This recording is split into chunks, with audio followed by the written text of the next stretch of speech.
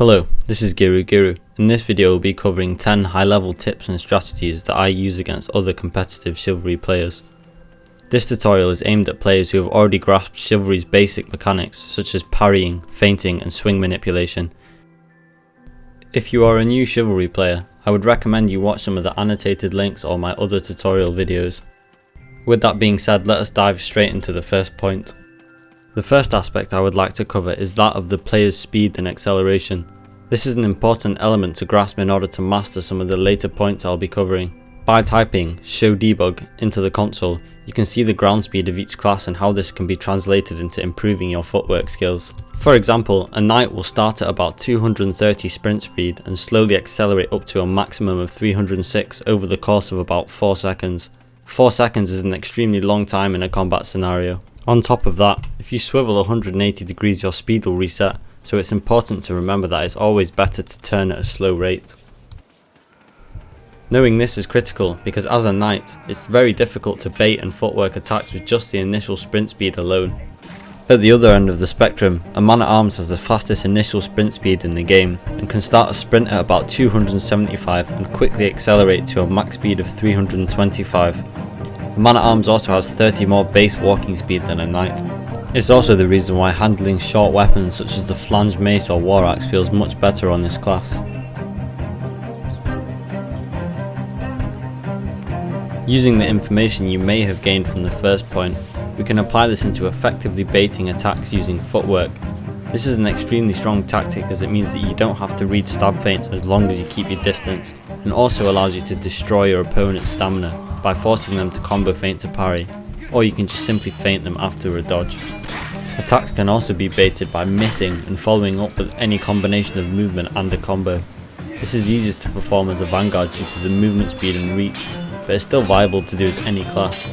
Having greater footwork than your opponent is just as important as any other skill if you want to consistently outplay other players. This doesn't just apply to 1v1. Good movement is vital in having a strong defense in general and can be the deciding factor between 1vx engagements. It allows you to preserve more stamina than the enemy will waste, but will also allow you to survive clutch engagements where the standard stamina pool simply isn't enough to emerge victorious. If you find yourself at a peak as a competitive player, try and improve your footwork skills as it is an overlooked skill, especially among knights. I'd say that footwork is the main skill that I regularly use to consistently do well in competitive, as it can be applied to any class.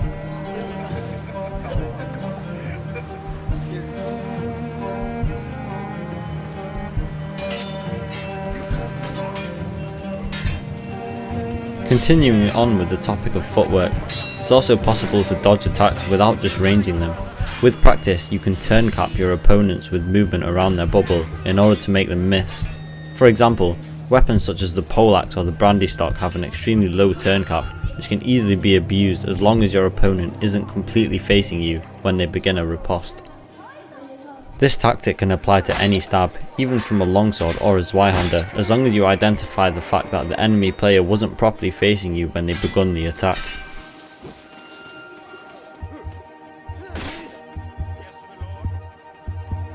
Practicing this will also teach you the correct muscle memory required to dodge attacks after you've been feinted. It's impossible to consistently read all feints at all times, but with the skill of movement you can still win any fight. Stabs are best dodged by turn capping or ranging. Slashes can simply be ducked, but overheads are the hardest to dodge. Top level players are difficult to double parry due to their aim, and they will drag you if you try to parry too early. So I find it's simply better to go for dodges after you've been feinted. This works especially well on fast overheading weapons such as the longsword, or long weapons such as the Zweihander. The reason for this is that you can sprint and dodge, which you can't do with a backpedal double parry movement, allowing you to thwart their aim long enough so they miss entirely or just hit the ground. The fourth point I'm going to cover is that of controlling a fight's pace. Ideally, you want to be inputting attacks faster than your enemy at all times. This means that if they fail to attack almost immediately after parrying, you can punish them, especially if you have a faster weapon. This is one of the huge differences in skills between players. Playing at the fastest rate of input is difficult to get used to. Many players are content to duel slowly and casually, but this is simply not applicable in team-based game modes. The faster you can input attacks or parries and react, the better. Sometimes you can even punish slow input with a feint, even after they have parried you. This tactic is not just applicable in 1v1. If you find yourself in any situation and your opponents simply aren't using their initiative, you can seize it before them and quickly punish. Most players who don't input instantly won't see another attack coming while they are deciding on their next move. Most competitive players know how to manipulate their riposte, but not many actually know about the late riposte. You can slow down your riposte animation by inputting the riposte right at the end of the window. This can be used to create insane riposte drags, such as a Y-handed riposte stab drag or just a simple sword of war overhead riposte drag. If you look at the comparison footage, you can see the difference in speed from a riposte compared to a late riposte. This is a very effective tactic versus competitive players, as most people have muscle memory to parry ripostes. Using a late riposte can really throw off your opponent's defense. Number 6. Dealing with Beyblading or spinning. Many people consider the backswing playstyles 50-50 guessing, similar to dealing with stab feints from a Sword of War. As someone who spins as a main playstyle, I can probably tell you better than anyone on how to deal with these kind of players. Your opponent has to get close to you in order to backswing, and while you can punish this gap closing with an attack yourself, it's possible to just simply look for the player pivot, which separates the backswing from a normal accelerated attack or feint. It's best to try and parry all backswings and not gamble if it's going to be a fake reverse. While the animation is sometimes readable, perfect fake reverses with weapons such as the halberd are simply not, and the way to defend against this is to immediately begin running as soon as your parry doesn't connect with the backswing. You can choose to either force your parry into their backswing movement or simply just run away once the parry doesn't connect. When people start to combo backswing or combo fake reverse, you can actually just run in a straight line and they will completely miss. You can then punish this with a feint, or you can just force them to combo feint to parry, which will massively drain their stamina. This doesn't just apply to backswings. You can footwork drags if you parry too early, whether it's a reverse drag or not, but try to keep your movement unpredictable. It's one of the best ways to have a strong defense. If you mix up your footwork by running into drags and then sometimes running away from them, your opponent will really struggle to land any manipulated strikes on you. As a rule of thumb, keeping your distance is probably the best defense against Beybladers.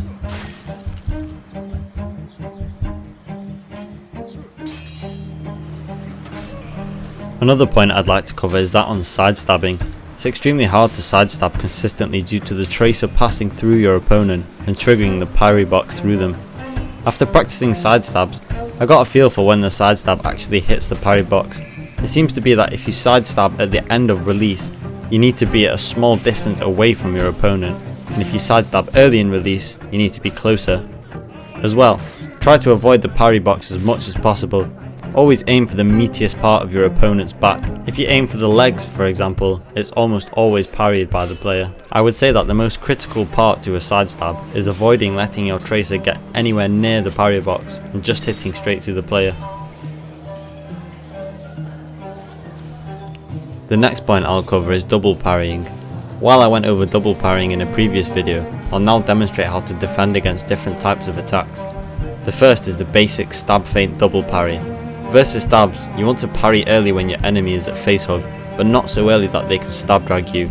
You can then follow up with some basic crouching and lean back movement to double parry. The next is the sprinting double parry. This can be more effective than the basic one due to the utilization of sprint speed in order to throw off your opponent's aim, but it does have the risk of leaving your back open.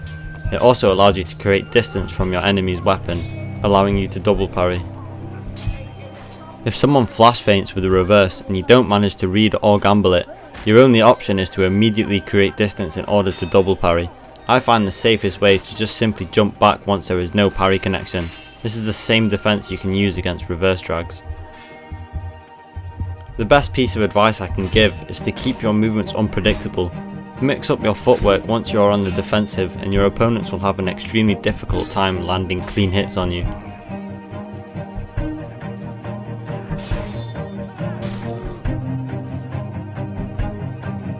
The ninth point will be a short one on feeding parries.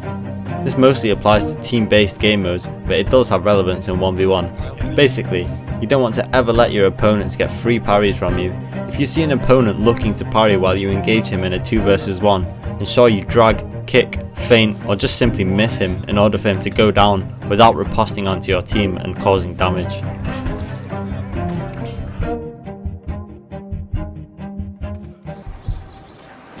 The final point I'll be covering is that of dealing with man-at-arms. There is no cookie cutter method to make dealing with a good Fakoon easy, but there are a variety of tactics you can employ to have a better time versus them. The first most important thing is that if you are facing a competitive man-at-arms, there is no point in riposting in TO or LTS unless you can actually throw off their parry or have an enormous swing arc on your weapon, or they have no stamina to dodge. Feeding a man-at-arms easy parries is always a bad idea. The reason for this is that a man-at-arms can simply dodge the riposte and either feint you or force you to combo feint to parry, making you lose a significant amount of stamina. If you are trying to kill a man-at-arms, you need to feint them to force a dupe, but the key here is to not actually try and punish after the feint unless you are a vanguard.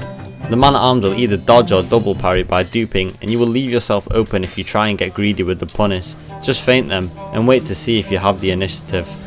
Despite the fact that man-at-arms have high foot speed, the range of their weapons is still very short. You can use this to your advantage to easily dodge their attacks, as they will try and keep their distance so they can dupe without getting one-shotted by weapons such as the Zweihander. If you force a man-at-arms to combo feint to parry, he's going to be in an extreme amount of trouble due to his stamina. Man-at-arms is supposed to be a pain to deal with in 1v1. That's why in TO, the best strategy you can incorporate is to not find yourself 1v1ing on man-at-arms, as even the worst man-at-arms can take a long time to kill.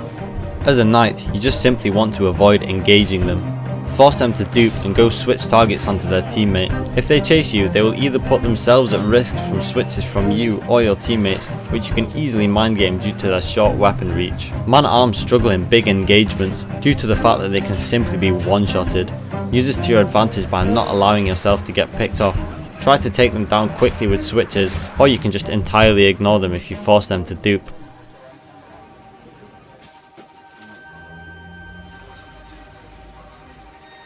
Thank you for watching, and stay tuned for more Chivalry videos.